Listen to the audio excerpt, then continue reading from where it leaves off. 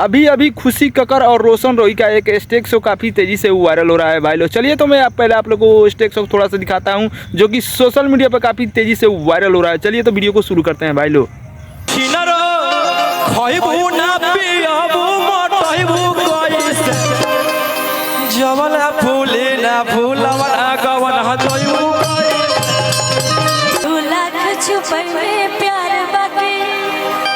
दुनिया के पता चल जयते रे चुपके चोरी मिले रे।